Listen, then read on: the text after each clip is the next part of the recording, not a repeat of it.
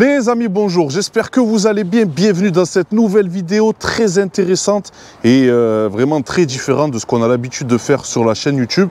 Puisqu'en fait, aujourd'hui, on va vous parler donc d'un pick-up, d'un Chevrolet C10 V8. Vous allez voir qu'il fait un bruit qui est vraiment très monstrueux. Et donc, en fait, ce Chevrolet voilà, appartient à une équipe, donc les Black Blocs.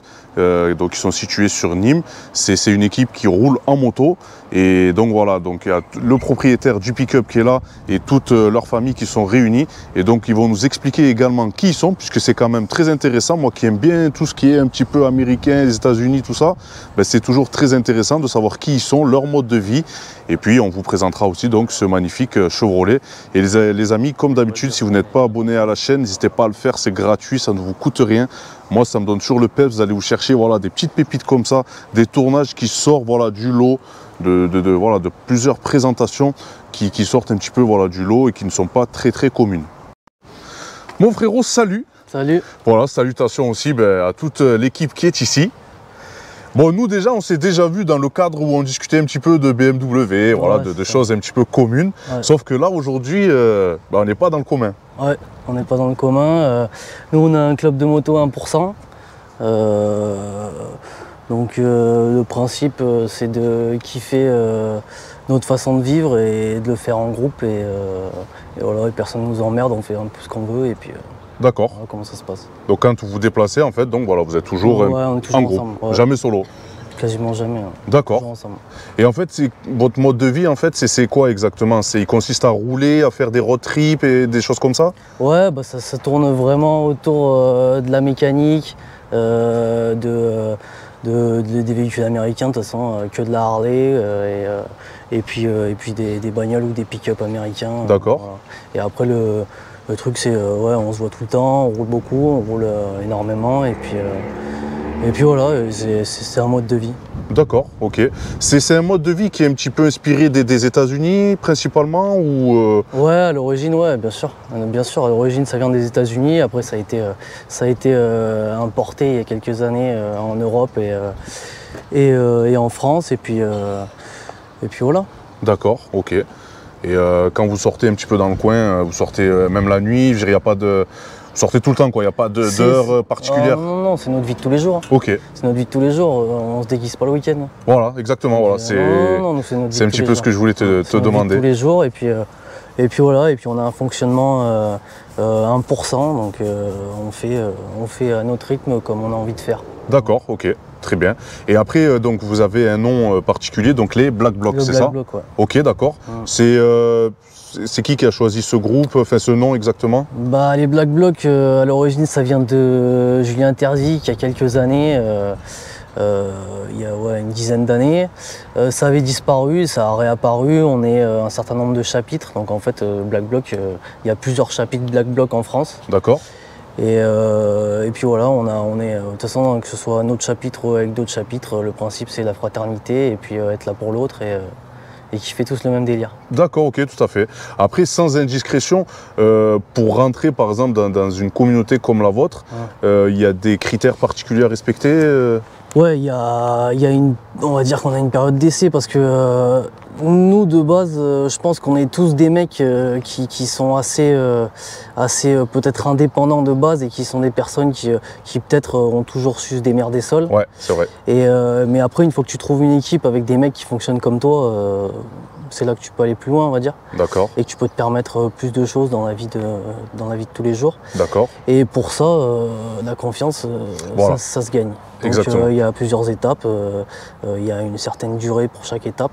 Ok. Et puis voilà. C'est en fait une histoire voilà, de confiance et après voilà, de fraternité. C'est ça. Voilà. D'accord, ok, très bien. Bon, écoutez, c'est très intéressant parce que je te pose ces questions, tu sais pourquoi, frérot? C'est parce qu'en fait, tu vois, je veux que les gens ils sachent le pourquoi du comment. Et tu sais, comme toutes les communautés, il y a toujours des préjugés. Et moi, les préjugés, j'aime pas, surtout quand on ne sait pas de quoi on parle. C'est pour cette raison que voilà, je t'ai demandé comment on fait pour rentrer chez vous.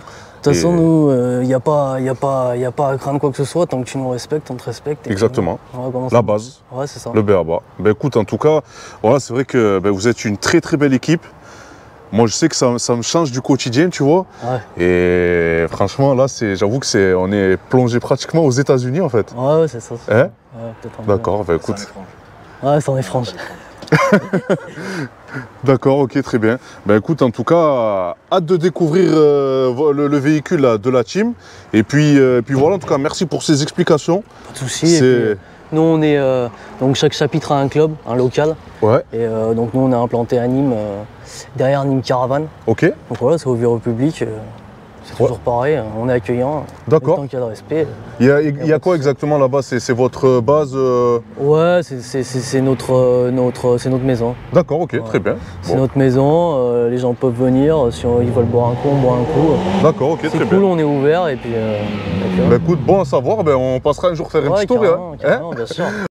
Et donc moi, j'ai une question à te poser. Voilà, j'espère que c'est pas trop osé ce que je vais te demander.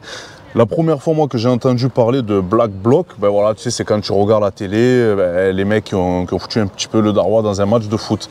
Et donc voilà, je voudrais que tu m'expliques un petit peu, parce que je crois que ça n'a rien à voir, enfin, vous n'avez rien à voir avec eux.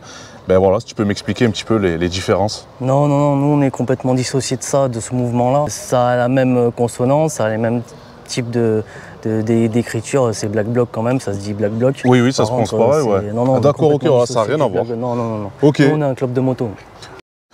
Bon, mon frérot, avec le surnom Art de Vie, c'est ça? C'est ça. Ok. Donc, ce pick-up t'appartient à toi? C'est ça, c'est mon pick-up. Ok. Chevrolet? Ouais. C10? C10. C10. Chevrolet C10 de 87. Ok. Qui est fat. Ah, il est fat. Ah ouais, il est vraiment gros. Voilà, quand on voit, regardez les amis, la grosse calandre en vidéo, c'est... Regardez, si je prends ma main, il m'en faut des mains là pour faire toute la calandre. Donc franchement, ouais, c'est vraiment gros. Là, ici, on avait l'emplacement, je suppose, ben, de l'ancienne... Ce sera pour les futures plaques. Tu vois, tu réutilises toujours un peu le... Ouais. C'est vrai qu'ils ont une dimension de plaque qui est cool sur les voitures américaines à l'ancienne, tu vois. Chose que nous, on nous interdit. Ouais, ben tu sais, le truc long avec la couleur, voilà, aux États-Unis, tu fais ça un peu donc ce que tu veux. Donc c'est évolutif, c'est ça qui est bien aussi, c'est de l'américaine, ça se bricole. Tu vois, c'est pas de la voiture avec de l'électronique, du machin, quoique, tu verras, j'en ai rajouté l'électronique, je t'expliquerai. Ouais. Voilà, le but, la custom culture à l'américaine. T'achètes un bout de fer, ferraille américain, parce que bah, c'est de la tôle. Hein. Ah là, c'est de la tôle, il faut pas taper avec ça. C'est ça. Et avoir un gros moteur, et après t'en fais ce que t'en veux. Ouais. Donc c'est ça la culture. Et donc là, je suppose que c'est la couleur d'origine, tu n'as rien touché. C'est ça, pour la petite histoire, donc il est blanc à la base, je sais comme ça se voit pas trop, tu vois.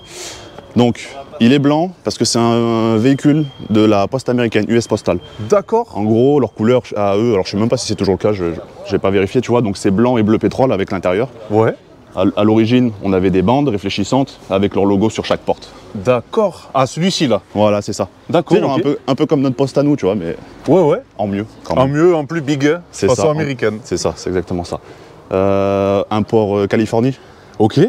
Donc normalement, vu l'état qu'il est, en fait, on pourrait croire qu'il est dégueu. Châssis ultra sain. Ouais. Il a quasiment pas tourné, il est de 87.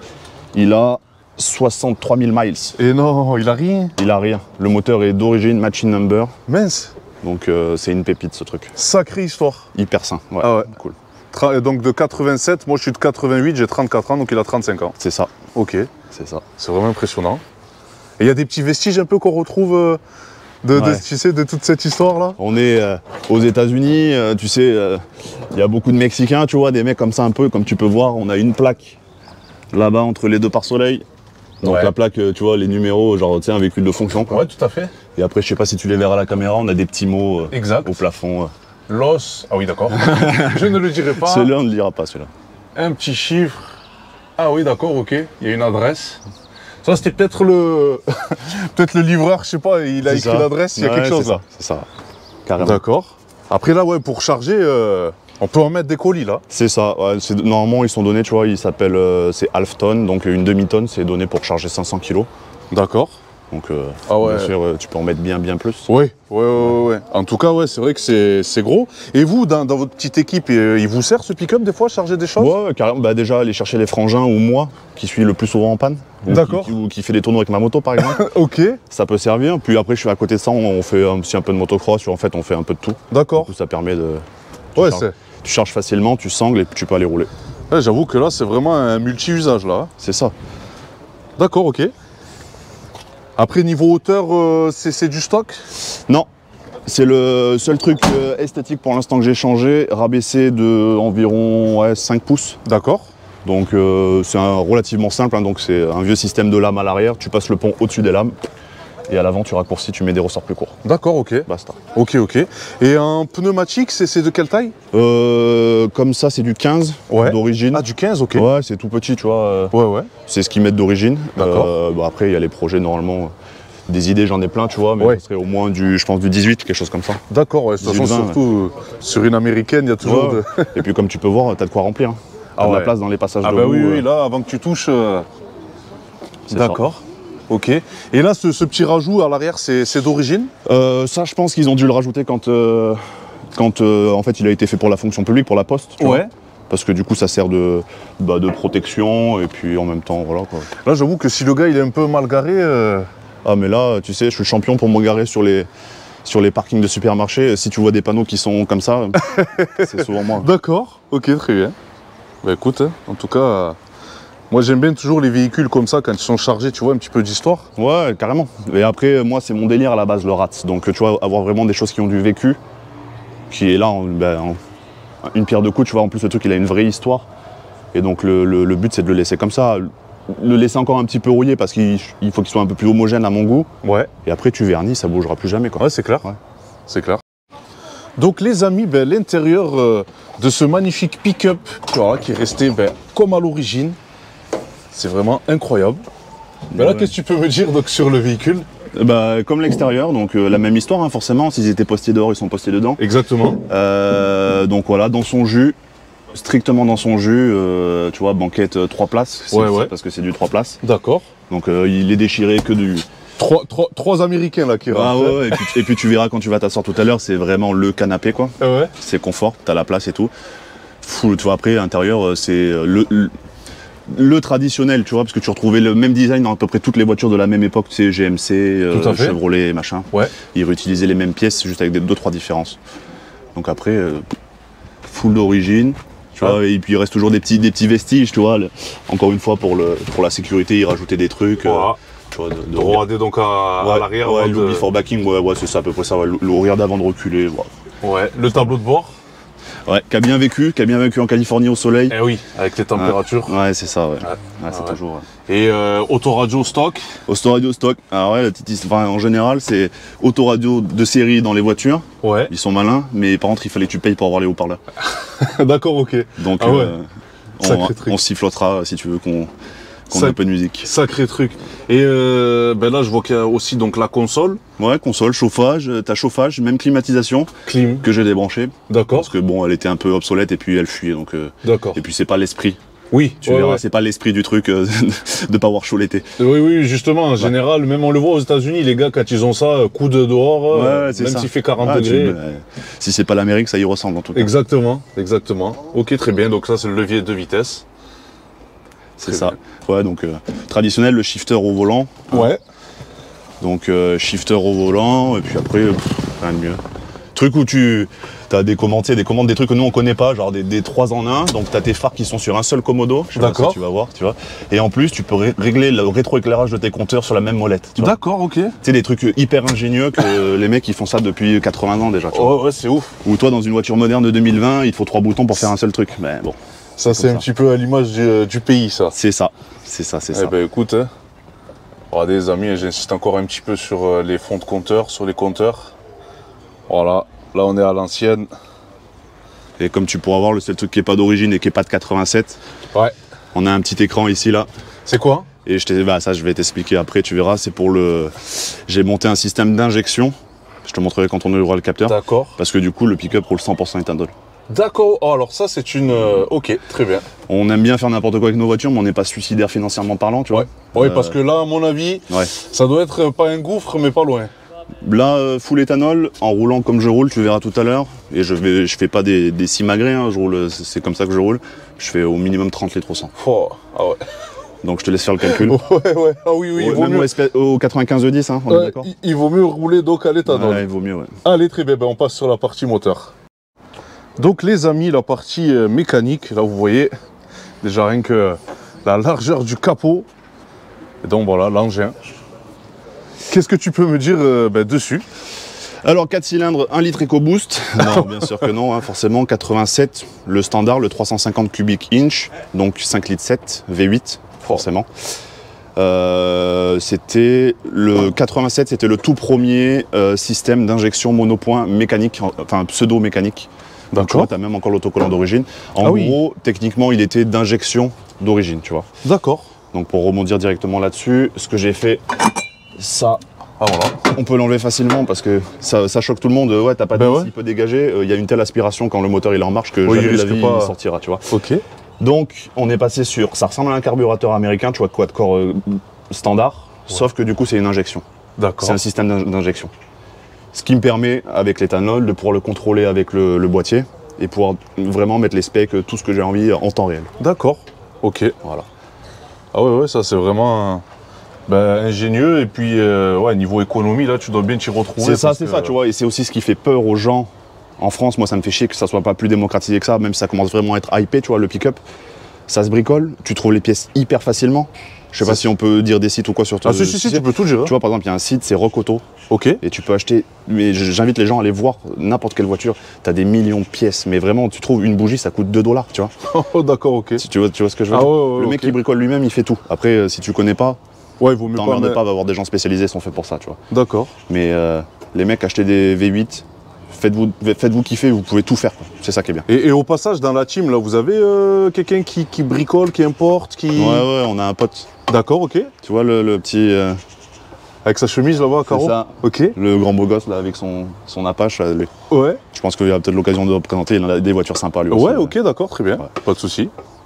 Eh bien, écoute, ouais, c'est sûr que là, sur un moteur comme ça, regardez, les amis, je vous fais encore le tour un petit peu de la B-moteur, puisque c'est des choses, malheureusement, qu'on ne voit pas assez souvent. On en a marre de voir des 6 cylindres en ligne ou des V6. Ouais. Hein, regardez la petite batterie qui est ici. C'est quoi, filtre à essence, ça? Non, donc ça faisait partie du bloc de clim d'origine, parce que il avait la clim d'origine. D'accord. Bon, elle fuyait, puis moi, ça m'intéresse pas.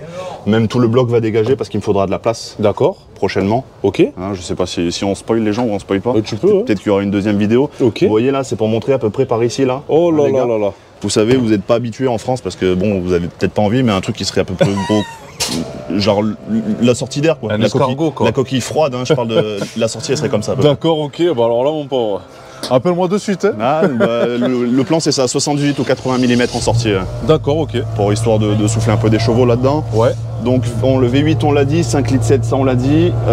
Boîte automatique, il y a des gens à qui ça fait peur. Les Américains font des boîtes automatiques depuis les années 50. Oh oui, oh oui. Et puis ils font des trucs indestructibles. Donc c'est une TH700 R4, donc 4 rapports. Ouais. Automatique avec overdrive. D'accord, ok. Avec overdrive, c'est fait pour, en fait, tu roules au régime du moteur et en fait, tu consommes moins. Ok. Chose que consommer moins, je sais pas comment on fait, mais... Ouais, bien sûr, bien sûr. Mais quand même, on va dire que pour son temps, ce moteur-là était quand même assez avancé, en fait. Bah ouais, carrément, parce que si tu... J'ai pas exactement le patronyme de ce moteur-là, parce qu'ils en ont fait des déclinaisons, mais en fait, c'est un Gen 2, donc génération 2. La seule chose qui diffère, c'est les vis sur les caches culbuteurs, tu vois. Moi, j'ai 4 vis au centre, alors que les autres, elles sont sur les côtés. Ok. Eux, c'est les Gen 1, moi, c'est un Gen 2. Mais ce moteur-là, il y a eu des déclinaisons, et puis c'est aussi ce qui a donné les bases des moteurs énervés, les LS, les machins. Tout à fait, tout à fait. Ça. Et donc, on disait en début de vidéo que ton pick-up faisait du bruit. C'est ce que les gens disent, ouais, effectivement. Donc j'ai fait une petite modif, donc collecteur shorty, c'est toujours le 4 en 1 comme il peut y avoir d'origine, mais qui part vers l'arrière, c'est plus facile pour faire la ligne. Ok. J'ai acheté du tube classique, tu vois, je me suis fait environ 1,80 m sans silencieux de chaque côté. 1,80 m. Voilà. Ok. Je fais à peu près ma taille, mais sauf que moi je fais moins de bruit que ça quand même. D'accord, ok. Bon, 1,80 m les amis de tube pour écouter voilà, ce magnifique V8. Bah écoute, tu vas nous emmener faire un petit tour. Ah bah avec grand plaisir. Allez. Donc les amis, on va faire donc un petit tour du véhicule et accompagné bien sûr voilà, de la petite famille.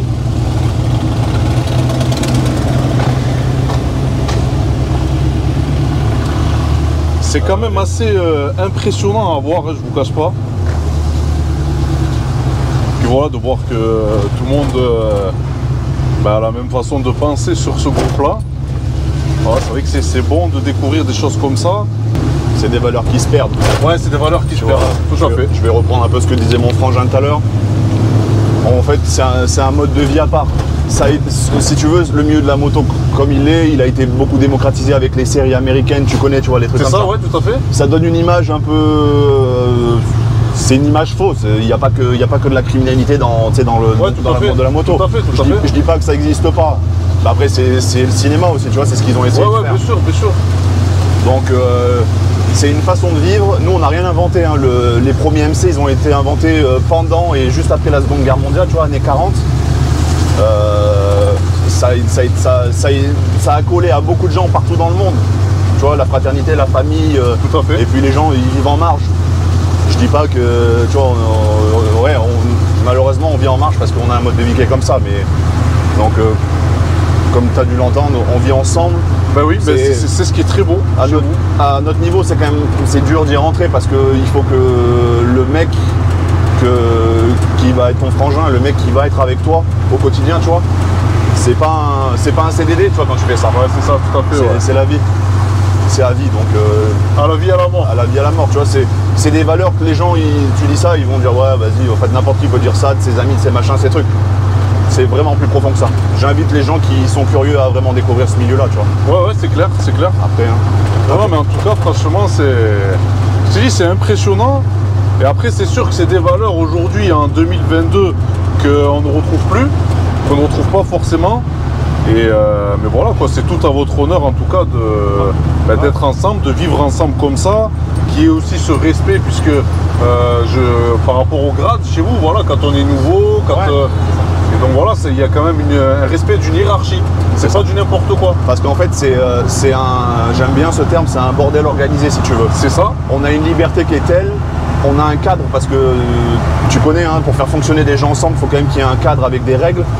Mais en fait, c'est des règles, il y a des règles non écrites élémentaires que nous on respecte forcément, tu vois, genre l'honneur, la trahison, ce genre de choses, c'est des trucs que t'as pas besoin de les écrire sur le papier. Si le mec il a besoin qu'on lui écrive sur un papier, c'est qu'il a rien à faire dans ce milieu-là, tu vois. Tout à fait, ouais. Mais forcément, faut donner un cadre à la liberté, tu vois. Tout à fait. Mais c'est un, comment ça s'appelle, c'est un mode de vie à part entière, tu vois ce que je veux dire, comme on l'a dit, c'est pas... On se déguise pas le week-end ou c'est pas un petit passe-temps. Voilà. Tout à fait, tout à fait. Donc là, tu vois, pour parler un petit peu donc, du véhicule, encore ça va, tu vois, par rapport à la ligne que tu as mis, il n'y a pas de bourdonnement en bas régime. Non, ça va, tu vois, là je suis sur l'automatique 4 vitesses avec overdrive. Ouais. Tu vois, c'est relativement souple. Ouais, c'est clair, franchement. Parce que dans ce mode-là, avec la boîte, tu prends pas beaucoup de tours minutes. Tu vois, là, je suis aux alentours de 1006. Et quand je reste en stabilisé, elle va passer le haut rapport du dessus. Et tu vois, t'es vraiment tranquille. Et c'est une boîte qui est douce, tu vois, puisqu'on ne ressent pas le passage à volant. Non, c'est la folie. Hein. Ouais. Pour l'avoir vu quand elle a été démontée, qu'on l'a upgradée avec le kit, c'est un vrai bordel dedans. Et tu dis, les mecs, ils ont fait ça déjà dans les années 50-60. Eh oui. Et c'est la folie, quoi.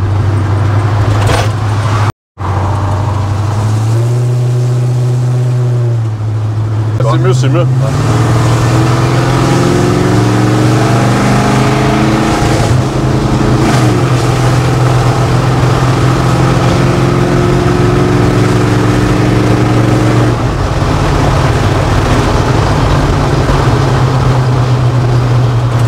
C'est tout lisse, tu vois. Il n'y a pas de brutalité. C'est ça. Comme tu dis, c'est lisse. Ouais, c'est lisse, c'est lisse. C'est que... Et puis en plus...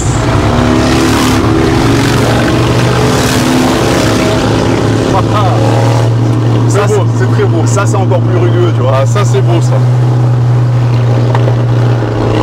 Voilà. Ça, c'est vraiment beau, tu vois. Et tu vois, il y a une question que les gens se posent aussi quand ils connaissent pas le milieu de la moto. C'est pourquoi, par exemple, tu vois, nous, on a cette image du mec en Harley, un peu pépère, un peu Johnny, tu vois.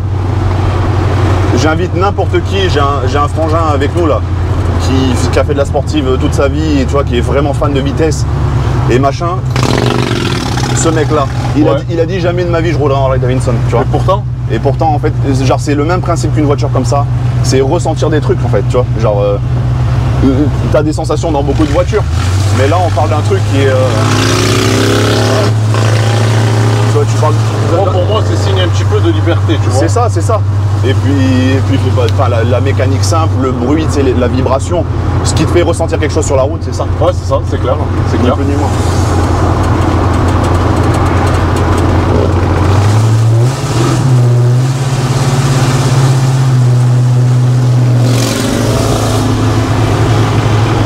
Donc là les amis, vraiment je suis assis dans un canapé. Voilà, vous savez, je suis un peu large, j'aime bien manger. Là je peux taper 3000 km. Ouais. Regarde, il reste de la place entre nous. J'avoue que là j'aurais pas mal au dos.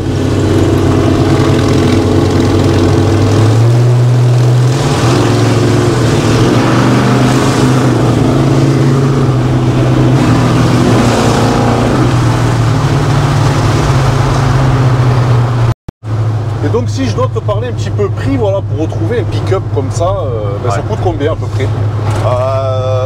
Tu vas du modèle vraiment restauré qui vient d'arriver en France au modèle qui est déjà restauré, tu vas aller on va dire entre 14-15, c'est quand même dur de trouver en dessous. Ouais. 14-15 et puis après bah, t'as pas de limite dans les budgets, tu peux aller des trucs vraiment restaurés, gros moteur, prépa moteur, une belle paire de jantes, voilà, ça peut s'envoler, mais on va dire entre 15 et 25 000 € en France. D'accord. T'as une grosse déjà partie du marché des pick-up. Ouais. Et après comme tu l'as vu sur la route qui s'est beaucoup démocratisé, ouais, après tu as la gamme des gros pick-up modernes, c'est les RAM, les machins, bah, là t'es dans les 80, 120, 140 000 €. Voilà, c'est pas ce qui m'intéresse. Et à niveau entretien, c'est raisonnable quoi du coup, fiabilité. Ouais. Le truc qui choque un peu les gens, c'est que sur un pick-up, même les modernes, c'est quand même des moteurs qui consomment de l'huile. D'accord. Tu vois, donc là tu vas faire une vidange d'huile tous les, allez, on va dire entre 6 et 8 000 km. Ok. Donc tu vois, c'est quand même assez rapproché. Ouais. Mais c'est pas ce que ça coûte. Tu mets 5 litres de vin 50, un filtre à huile. Et voilà, c'est reparti. Ouais, et t'as quasiment que ça. Bah, la pneumatique et puis après tout ce qui est les pièces en mouvement, mais ça va. Une durée de vie à peu près d'un bloc normal. Un moteur comme ça, normalement, on va dire, tu commences à mettre vraiment les mains dedans pour tout ce qui est coussinet de bielle, coussinet de vilebrequin, tout ça, à partir de 450 000 km. Ok, d'accord. Donc il y a la marge. Hein. Ouais. Il y a la marge, ouais. Ouais.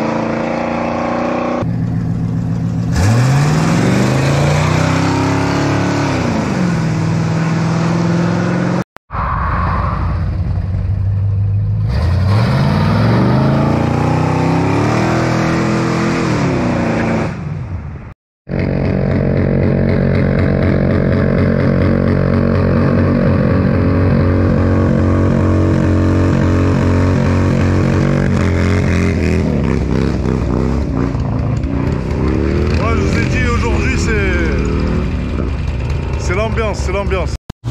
T'as vu comment ça freine? Franchement, ouais, ça freine très bien. Ouais. T'as des disques à l'avant, des tambours à l'arrière, mais c'est énervé. Genre quand tu roules un peu, des fois je m'amuse sous la pluie. Le machin, tu peux le mettre en crabe sur 100 mètres, genre, tu glisses et tout. Donc en tout cas, voilà, c'est vrai que les amis, là, on est royal. Hein. C'est la liberté, c'est une autre facette cachée, vous voyez, de l'automobile. Nous, on a l'habitude, voilà, de présenter toujours des voitures préparées ou des Youngtimers. Là, on est vraiment voilà, dans une autre configuration de vie.